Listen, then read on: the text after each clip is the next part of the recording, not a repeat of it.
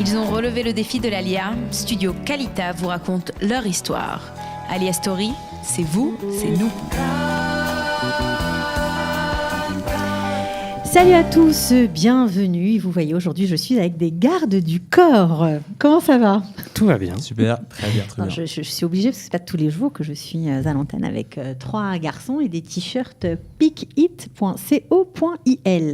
On rentre tout de suite dans le vif du sujet, là. Ah oui. Bon, alors pour faire court et toujours pour quand même présenter un petit peu mieux nos invités. Donc, ils sont 3. Mickaël Biton, voilà, c'est lui, avec la casquette. Mickaël Jamy, juste à côté. Et puis, Ilan Zenker. Donc, ils sont jeunes. Ils sont arrivés en Israël il n'y a pas très longtemps. Ça fait à peu près... ça fait 1 an et demi qu'on est là, oui. Voilà. Et c'est une histoire incroyable parce qu'ils n'avaient rien pour se rencontrer, en fait, ces 3-là. Ils viennent de 3 mondes complètement différents. Ils vont nous raconter leur parcours et leur histoire. Ils viennent de monter une start-up qui s'appelle Pick It Moving. Moving ou pas moving? Alors, moving, sur Facebook, c'est exactement ça. Alors, Pick It Moving, c'est la page Facebook, mais sur leur t-shirt, vous voyez leur adresse. En fait, c'est, comme ils disent eux-mêmes, les Get Taxi du déménagement. C'est nous. Exactement. Bon, alors, racontez-nous un petit peu, parce que vous avez des parcours complètement incroyables. Vous étiez dans la finance. Alors, moi, je viens d'un parcours financier. J'ai fait une prépa sciences techniques comptables et financières à Paris-Dauphine. Okay. J'ai également un DUT de gestion des entreprises et des administrations. Et à la suite de ça, j'ai décidé de tout quitter pour partir à l'aventure à New York pendant 1 an. Une année extraordinaire. Mais une fois rentré en France, il fallait que je me réoriente, que je trouve un métier qui me passionne, et j'ai décidé de me tourner vers la communication. Donc j'ai passé un master en communication et j'ai travaillé pour une start-up, une jeune start-up parisienne. On a commencé, on était 8 dans cette start-up, et quand je suis parti quelques années plus tard, on était 50 avec une belle levée de fonds de 3 millions d'euros. Donc vous étiez responsable de la communication au sein de cette start-up. Tout à fait. Tout allait bien pour vous, vous aviez une vie parisienne de rêve, vous aviez même une fiancée. Oui. Voilà, tout était formidable. Et puis justement, cette fiancée, elle vous a dit... Oui. Alors, c'est plus possible. Sans crier gare, en rentrant du travail, je rentre tranquillement. Et là, d'un coup, elle me dit, écoute, j'aimerais qu'on tente l'aventure israélienne. Moi, je m'y attendais pas du tout. Une belle situation en France, des métiers autour de la communication. Donc, il faut savoir parler. Difficilement exportable, parce que tout est sur la langue. Exactement, difficilement exportable. Et du coup, je lui dis, mais ça va pas la tête. Jamais on va partir en Israël. Qu'est-ce qu'on va faire en Israël ? Et sans le savoir, en fait, elle m'a fait ce qu'on pourrait dire une inception. Ça m'a travaillé pendant quelques mois, jusqu'à cette soirée, un vendredi soir. On était dans la voiture pour aller Shabbat chez mes parents. Et je me tourne vers elle et je lui dis, banco. On quitte tout et on y va. On se lance à l'aventure. Alors ça, c'était le premier fou qui nous parle, parce qu'il faut un peu quand même, il faut bien le dire, et vous devez en avoir l'habitude, une dose de folie pour venir ici et surtout pour réussir en Israël. Mais il y a un autre Mickaël à tes côtés. Alors lui, pour le coup, un autre parcours complètement différent, parce qu'il était chef cuisinier au Marriott. C'est ça, il a travaillé à Alain Ducasse. Alors là, je suis fan complet. Bah ouais, voilà, c'est ça. J'ai travaillé pendant 6 ans en tant que chef dans les hôtels Marriott, Movenpick, un petit peu avec Alain Ducasse. Un jour avec ma fiancée qui à l'époque était, enfin avec ma femme qui à l'époque était ma fiancée. Décidément, les fiancés, c'est dangereux. Hein. On a discuté, on s'est dit pourquoi pas aller tenter l'aventure en Israël. Venir ici, on avait nous très envie de venir tous les deux en Israël. Donc, par sionisme, par envie que nos enfants grandissent dans ce pays, enfin ici en Israël. Pour fuir un climat un peu nauséabond ou même pas ? Sans fuir, parce que la France, on adore, mais pour avoir une tranquillité d'esprit, bizarrement c'est un peu contradictoire malgré tout, parce que c'est un pays... Mais oui, tenter l'aventure en Israël, et nous, on adore Israël, et c'est voilà, ce que vous avez fait. C'est ce qu'on a fait, Et j'ai rencontré mes associés maintenant, c'est Alors, extraordinaire. on va voir comment vous vous êtes rencontrés, parce que franchement, dans la vraie vie, en fait, en France, vous ne seriez jamais croisés, peut-être. Jamais. Sauf manger un bon plat au Marriott, Oui, sans savoir sans que le c'est savoir. Mickaël qui C'est l'avait préparé. Alors vous, Ilan, Ouais, alors moi... vous avez un autre parcours complètement différent encore. Complètement différent. Après le bac, j'ai travaillé pendant un moment chez Xerox en tant que commercial, donc qui a été une super école. À la suite de ça, j'avais 21 ans, j'étais en costume cravate tous les soirs, c'était un peu... c'était dur, c'était pas facile, rasé à blanc tous les matins. Je suis parti vivre pendant un moment en Australie pendant un peu plus d'1 an. Ah, des aventuriers quand même. Quand même des aventuriers. Ouais. Un petit peu, ouais. Donc après, je suis revenu en France. Qu'est-ce que vous avez fait en Australie ? Tous les petits boulots qu'on peut imaginer pour quelqu'un qui part avec son sac à dos à l'autre bout du monde dans un pays où on ne parle pas la langue. Vous Donc, parliez l'anglais ou même pas ? J'avais un niveau scolaire, mais quand on arrive sur le fait accompli, on est loin de la réalité des choses, surtout avec un accent australien où concrètement, quand on ne le connaît pas, on ne comprend rien. Et donc j'ai fait tous les petits boulots, du bâtiment, de la cueillette de fruits, serveur, des choses comme ça. Ça m'a amené un bon anglais. Ça Vous a sûrement aidé ensuite. Ça m'a beaucoup aidé ensuite. Et après, je suis rentré en France. J'ai travaillé dans les cigarettes électroniques avec mon père. Rien de fou. Et ensuite, je suis venu en Israël pour un mariage et j'ai plus voulu repartir.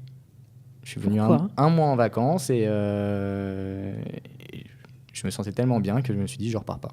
Je suis rentré en France 3 semaines et je suis revenu faire mon programme Massa.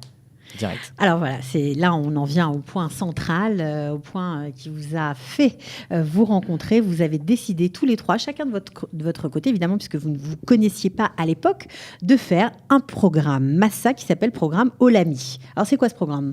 Alors le programme Olami, c'est un programme à la carte. L'idée c'est de dire, vous avez une partie intensive d'Ulpan et des activités à côté. Ça peut être du volontariat ou ça peut être des activités qui vont nous permettre de découvrir le pays. D'accord, donc vous avez tous fait ça. Et vous vous êtes connus quoi, sur les bancs de l'Ulpan ?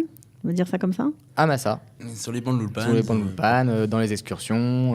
Alors, il faut quand même préciser pour ceux qui nous écoutent, peut-être qui ont envie de venir, de faire l'Ulpan, qu'on rigole beaucoup à l'Ulpan. Ouais. Oui. On apprend, mais on rigole beaucoup. Oui. Il y a de nombreuses amitiés qui se lient. Mais c'est essentiel. On arrive dans un pays où on n'a pas de repères et on a besoin de se recréer une famille et de vivre cette aventure avec des gens qui nous comprennent, puisque tous les trois, on vient de milieux différents.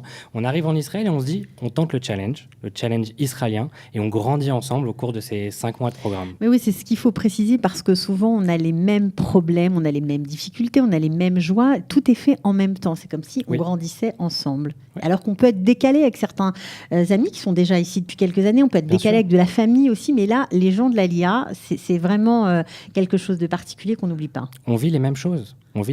Et ces amitiés, on les garde à vie. Et c'est ça qui est essentiel. Bon, alors, vous vous rencontrez, vous vous aimez. C'est le coup de foudre immédiat ou pas ? Coup de foudre, on vit la même aventure ensemble, on sort ensemble, on apprend à se connaître. Et comme vous venez de le dire, on a les mêmes problèmes. On a les mêmes problèmes parce qu'on s'installe tous dans des apparts qu'on loue. Mais il manque toujours quelque chose dans ces apparts. Un canapé, un frigidaire. Alors, on va sur Yachtaim, qui est le bon coin israélien. Ouais, Yachtaim, pour ceux qui ne connaissent pas, on en profite, c'est le bon coin israélien. Des groupes Facebook qui sont super, comme Second Hand ou Secret Tel Aviv. Mais on oublie toujours quelque chose d'essentiel, comment ramener ce frigidaire à la maison. Et là, les problèmes commencent. Donc, c'est comme ça qu'est née votre idée d'association, de monter cette start-up qu'on vous souhaite, on va dire, florissante. Exactement, beaucoup de succès. Bon, alors ça fait déjà 4 mois que vous existez, il faut le préciser. Vous avez 200 déménagements à votre actif, c'est incroyable. On vient de fêter nos 200e déménagements. Ouais. Alors, comment ça s'est mis en place concrètement, vraiment ? Alors concrètement, on commence d'abord par en discuter. On arrive sur un constat commun, il faut faire quelque chose. Et on se rend compte très vite que le marché du déménagement est exactement comme celui des taxis d'il y a 10 ans. Il y a une offre très forte en Israël, une demande aussi très forte, mais rien pour connecter l'ensemble.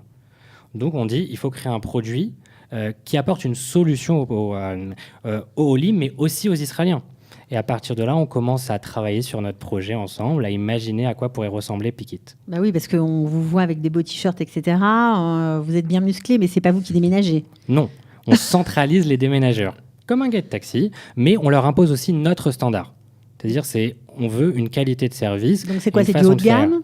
Alors, c'est pour Israël, ça pourrait être du haut de gamme, mais en fait, c'est du bon sens. C'est de mettre les cartons dans la bonne pièce, de faire attention, d'emballer les produits, d'être sympathique avec les clients, d'être là pour répondre à leurs demandes et aux imprévus. Tout ça, ça devient une évidence. De gérer la casse s'il y en a un. Tout à fait. De gérer la casse s'il y en a, vraiment un service global. Simplement d'arriver à l'heure même. Oui, tout simplement.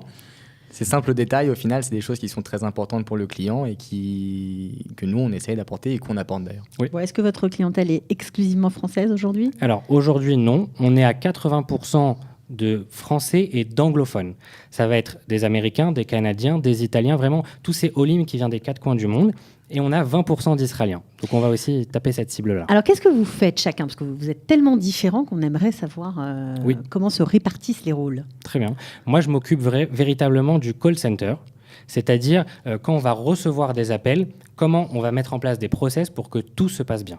Voilà. Et aussi les initiatives, les plannings d'avenir. Où on va être dans 6 mois, où on va être dans 1 an, comment on va évoluer et comment on va répondre aux problématiques qui arrivent au fur et à mesure. Alors, qu'est-ce qu'on doit faire pour que tout se passe bien ? C'est quoi votre façon de fonctionner ? Très simplement, anticiper, avoir des process très clairs. On a des demandes de clients, il faut savoir poser les bonnes questions dès le départ. Alors, les demandes, elles arrivent comment, justement ? Alors, aujourd'hui, les demandes arrivent par téléphone. On a un standard téléphonique qui va être en anglais, en français et en hébreu et qui sonne très très souvent, surtout en cette période qui est une période vraiment propice au déménagement en Israël. À partir de là, on réceptionne la demande. Nous, comment on fonctionne, c'est la liste des objets, la photo des gros objets via WhatsApp, et à partir de là, on a développé un algorithme qui nous permet de donner le juste prix par rapport à la prestation demandée. Vous avez développé un algorithme tous les 3 ? Non, on a fait appel à des spécialistes qui nous ont développé notre algorithme par rapport à nos demandes et ce qu'on voulait mettre en place. Vous avez vraiment bien pensé votre projet, donc ça veut dire que c'est vraiment en 3 minutes, on peut déménager, quoi. Oui. Avec un petit WhatsApp, on vous envoie les photos des gros objets. On a notre tarif.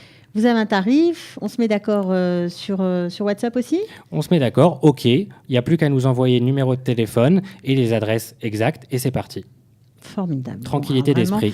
Vraiment incroyable. Alors ça, lui, on l'a compris, c'est monsieur logistique, on va dire ça comme ça. Vous, qu'est-ce que vous faites ? C'est nous, en fait, c'est Ilan et moi. On s'occupe de créer des partenariats, de recruter des déménageurs, d'aller voir sur le terrain aussi comment ça se passe. Quand un déménagement se déroule, comment ça se passe. Vous êtes le service contrôle qualité sourcing, on va dire ça un peu. C'est un peu ça. C'est un peu ça. Pour recruter les déménageurs, les essayer, les tester, vérifier qu'ils sont dans nos normes. Ouais. Et à la suite de ça, quand il y a un déménagement, il faut aller vérifier sur place que tout se passe bien et que tout se passe pareil dans nos normes et sur ce qu'on cherche. Faire, ouais. On est les contrôleurs du déménagement, quoi. Exactement. Mais c'est important de contrôler le travail. Alors, ce qui est intéressant, c'est que après l'Ulpan et on va dire le programme Oalami Massa, vous avez intégré un incubateur, oui. Et pas des moindres, puisque ça s'appelle The Hive à Tel Aviv. Vous nous racontez votre Tout à aventure fait. sur ça ? C'est incroyable. Oui. Alors, on entend parler de cet incubateur et on passe, en fait, c'est une période de test. Donc, on doit présenter le projet. Il y a des investisseurs qui viennent pour savoir si c'est un bon projet start-up, si c'est viable et intéressant. On est pris et là, on travaille pendant 3 mois avec le Hive. L'idée, c'est à la sortie du Hive d'avoir un projet concret qu'on peut mettre en place. Donc, on va rencontrer énormément d'intervenants qui sont essentiels, des gens qui font du business plan, des entrepreneurs qui nous racontent leur histoire dans tous les domaines. Ça vous a aidé d'écouter les histoires des autres ? Oui, très important. Ouais. En quoi ? Ça évite de faire des erreurs, ça permet d'avancer plus vite et ça permet aussi d'avoir une expertise. Ces gens-là ont 4, 5, 10, 15 ans d'expérience dans l'entrepreneuriat et c'est un retour d'expérience qui est exceptionnel pour nous. Donc, vous suivez ce programme The Hive, vous le terminez, Oui. Et puis vous vous lancez. On se lance. Voilà. On se lance, on y va, allez, tout est prêt, Et ça il faut y marche. aller. Alors, les premiers mois, on se dit, alors, comment on va faire pour trouver des clients ? C'est la question. Comment ça va se passer ? Tout le monde se la pose. Et en fait, très rapidement, ce qui est fabuleux en Israël, c'est qu'on nous a fait confiance. On a fait une belle page Facebook en expliquant ce qu'on avait envie de faire. Et contrairement peut-être au marché français, on va être un peu plus frileux. Ici, tout de suite, et d'abord des Israéliens nous ont appelés. J'ai vu votre page Facebook. Combien ça me coûterait de transporter une machine à laver ? Alors la page Facebook, elle était en hébreu, en français, en anglais, les dans les 3 langues. Les 3 langues, oui. Formidable. D'accord. Donc là, vous en êtes où concrètement en termes d'évolution, on va Alors, dire ? La prochaine étape, c'est d'automatiser au maximum le déménagement parce qu'on commence à atteindre notre palier. On a beaucoup de clients aujourd'hui. Bon, c'est une période propice au déménagement. Mais il faut automatiser tout ça pour faciliter la vie du client et qu'on puisse gérer, qu'on puisse passer un cap supplémentaire en termes de nombre de clients qui vont utiliser notre service. Donc, on va aller vers une levée de fonds dès octobre. On va rencontrer les investisseurs, leur présenter, leur vendre notre projet Pickit. Et l'idée, c'est d'avoir... Vous perdez pas de temps. Hein. Alors oui, sur les startups, ça va très vite. Ça va très, très vite. Il fallait très vite, oui. Donc, levée de fonds de combien d'argent? L'objectif, c'est 300 000 euros. 300 000 euros, Oui. c'est ce que vous aimeriez lever. C'est l'objectif par rapport à ce qu'on s'est fixé, les objectifs qu'on s'est fixés d'atteindre dans un an. D'accord. Alors, si vous regardez un petit peu en arrière, je vous pose la question à vous, Ilan, justement, vous imaginiez il y a 1 an et demi à cette Pas du tout. à cette place? Pas du tout. Pas du tout. C'est vrai que quand je suis arrivé dans un but déjà d'apprendre l'hébreu, parce que quand on arrive dans un pays, c'est la chose la plus importante. Et c'est très facile de ne pas l'apprendre en Israël. C'est un peu paradoxal, mais c'est comme ça. Et non, je ne m'imaginais pas du tout là, parce que le monde de la startup n'est pas forcément le mien. Je suis plus dans le monde de la vente, avec ce que j'ai fait chez Xerox et ce que je faisais après aussi. Et au final, c'est venu tout seul. C'est-à-dire qu'on a parlé, on s'est rendu compte qu'on avait exactement les mêmes attentes et on avait le même objectif. Et ça s'est fait tout seul, mais je ne m'y attendais pas du tout. Ah non, Vous travaillez dur tous les trois? On beaucoup. travaille dur. Combien d'heures par jour? On compte pas les heures. On Quand compte- est dans on une compte- Non, mais startup, sérieux. On compte À plus peu les heures. près. la journée peut commencer à 6 heures et terminer à 22 heures. Ça nous est arrivé plus d'une fois. Ah, ça arrive beaucoup. Ouais. Des fois, les deux en même temps. Ça veut dire? De commencer à 6h et de finir à 22h. Ça peut arriver. Ok. Et ça se passe bien du côté des fiancés qui sont devenus peut-être des femmes ou pas encore? Je ne sais pas. Vous Très en bien. êtes? Très bien. Très bien. Elles acceptent? Elles Ah, jouent le jeu? elles acceptent. Ça évolue vers une réussite, si Dieu veut. Et malgré tout, oui, elles sont partie prenante. Elles sont partie prenante, ouais. Ok. Est-ce que vous avez des conseils à donner à ceux qui nous écoutent, voilà, ou Mhm. même peut-être des souhaits, peut-être lancer un appel, je sais pas, à ceux qui nous écoutent peut-être et qui vous trouvent aussi charmant que moi je vous trouve C'est gentil. Merci. courageux et talentueux, voilà. Le conseil, c'est de savoir une chose, c'est que tout est possible en Israël. Vraiment. Il faut enfoncer les portes. Peu importe le milieu d'où on vient, si on a un rêve, si on a une envie, il faut essayer de le faire. Vraiment. Ça marche pas, mais on peut le faire en Israël. Donc ça, c'est le premier conseil. Et après, un appel. J'appelle tous ceux qui ont envie d'avoir un déménagement de qualité à nous appeler, qui n'hésitent pas. Écoutez, chez Qualita, on fait pas de pub, mais en tout cas, on tend la main aux Français. Et puis, vous venez d'arriver, ça fait 1 an et demi. Oui. Vous vous êtes débrouillé tout seul, vous avez enfoncé les portes, vous avez su prendre l'aide qui est offerte, parce qu'il y a beaucoup d'aides quand même offerte aux Olim Hadashim, aux nouveaux immigrants. Et c'est pas évident, mais c'est quand on sait saisir ces chances-là, ça marche. La preuve, vous en êtes voilà, le résultat, on va dire, vivant. En tout cas, c'était très sympa de vous entendre, très sympa de parler avec vous. On vous souhaite beaucoup de succès. Merci. Merci beaucoup. Voilà, vous êtes tous toujours habitants de Tel Aviv? Oui. Oui. Vous aimez Tel Aviv? On aime Tel Aviv. Vous y êtes bien, Tel Aviv? On y est très bien. D'accord. Bon, alors, on vous souhaite plein de bonnes choses, plein de bonne chance, vraiment. Et puis vous revenez nous voir quand vous aurez Avec réussi plaisir. votre levée de fonds. Avec grand plaisir. OK? Ciao. Merci. Merci. כמה טוב שבאת הביתה, כמה טוב לראות אותך שוב. Ils ont relevé le défi de l'Alia. Studio Kalita vous raconte leur histoire. Alia Story, c'est vous, c'est nous.